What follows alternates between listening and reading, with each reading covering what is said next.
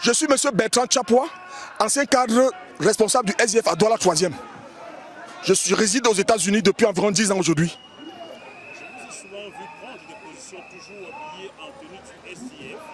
Vous prenez des positions, vous dites des choses. Je vous dis souvent que sur les réseaux sociaux. Pourquoi vous habillez toujours en tenue du SDF et vous soutenez un autre parti? Parce que je suis militant du SDF. Mais le problème qui se pose aujourd'hui, ce n'est plus le parti politique, c'est un problème de la République, c'est un problème de la justice, c'est un problème de la vérité. C'est pour ça que vous voyez sur le logo du SDF, il y a la balance, qui est le symbole de l'équilibre de la justice. Kamto a gagné les élections au Cameroun, oui ou non?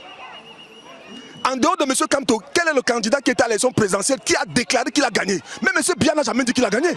Kamto est le seul candidat qui dit qu'il a gagné, il avance des chiffres. S'il y a un autre candidat parmi ceux qui étaient en liste qui dit qu'il a gagné, que la personne se prend, à partir du moment où Kamto dit qu'il a gagné. Et nous avons vu tout le film devant la Cour constitutionnelle qui a démontré sa victoire. Aujourd'hui, là, pour tout Camerounais qui est là pour la justice, il devait être du côté de la République, il devait être du côté. Ce n'est pas parce que, et je viens ici aujourd'hui pour passer un message à Foundi. Foundi doit comprendre que le cinéma, la sorcellerie là doit s'arrêter. Parce que ce peuple a trop souffert. Ce peuple a souffert. J'envoie un message à Foundi parce qu'aujourd'hui il n'est pas à côté du peuple. Foundi a quitté le peuple depuis. Et nous, quand vous voyez les députés qui sont dans le SDF aujourd'hui, nous avons un seul député dans le SDF qui soutient le peuple, le député Wimba. Il est le seul. En dehors de lui, il n'y a plus d'autres. Tous les autres là sont les comédiens.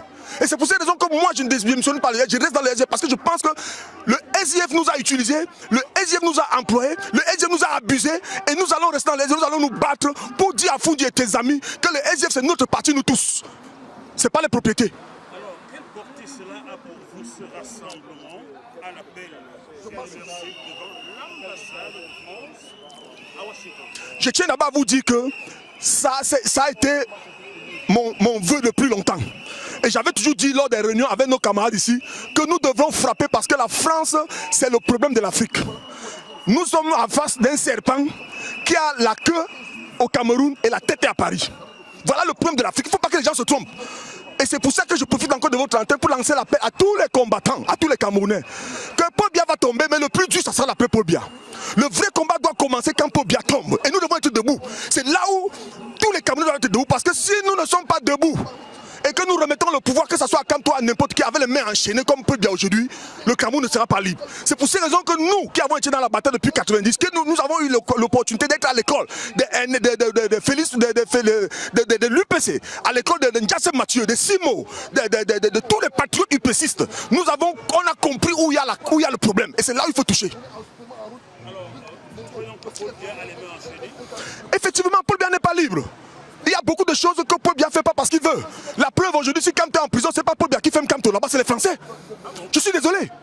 Paul Biya ne peut pas fermer Kamto. C'est les Français. Je suis désolé. Il faut que les Camerounais sachent. Et c'est pour ça que nous n'avons pas fait l'erreur dans le combat. On doit savoir où est la cible et frapper où il y a la cible. C'est pour ça que je suis debout. Parce que j'ai beaucoup de mes jeunes frères qui sont dans le combat. Et je serai toujours auprès d'eux. Je ne vais pas les abandonner pour les orienter, les dire les vérités pour qu'ils comprennent. Parce que quand vous voyez par exemple l'histoire du franc CFA, vous voyez l'histoire du franc CFA? Est-ce que vous savez qu'au Cameroun, nos enfants ne connaissent pas l'histoire de notre pays? Nos enfants ne connaissent pas qui est Oumniobé. Ils ne connaissent pas qui est Ernest Wandje. Nos enfants ne connaissent pas l'histoire du Cameroun. C'est les Français qui pensent la politique scolaire au Cameroun. Ils pensent tout à notre place. Il est temps que nous devons récupérer notre patrimoine. Notre identité culturelle. Voilà par exemple, vous êtes Camerounais, mais je communique avec vous en une langue étrangère. Je suis obligé de passer par un étranger pour parler avec vous. Pourtant, nous sommes tous des Camerounais. Ça, il faut qu'on casse ce mur là. Vous avez certainement un message adressé aux jeunes, à la jeunesse camerounaise qui est au Cameroun. Elle est là, parlez-lui, c'est entre vous et eux. Mes chers frères, camarades, combattants camerounais, quel qu'en soit le bord politique dans lequel tu es, je suis ici, moi, en tant qu'un ancien cadre politique du SDF. Je ne suis pas entré dans le SDF pour Foundi. Je ne suis pas entré dans le SDF parce que c'est un parti Bamileke, ou c'est un parti Bassa, ou c'est un parti quoi. Je suis entré dans le SDF parce que je pensais que le SDF c'était un cheval à travers lequel nous pouvons l'utiliser pour renverser la dictature. C'est ça la raison pour laquelle je suis dans le SDF. Et aujourd'hui, je lance un appel à tous les Camerounais, où que vous soyez, de quel bord que vous soyez, de rejoindre le peuple. Rejoindre le peuple, c'est rejoindre la justice. Rejoindre le peuple, c'est rejoindre la vérité. Rejoindre le peuple, ces enfants qui meurent dans le nozo. Nous ne pouvons pas continuer à voir cela continuer. Parce qu'aujourd'hui, le Cameroun est totalement fragilisé. Et si les jeunes Camerounais ne se lèvent pas, nous n'aurons que nos gros yeux pour pleurer. Merci à GMTV+. Continuez de donner la parole à ceux à qui on la refuse.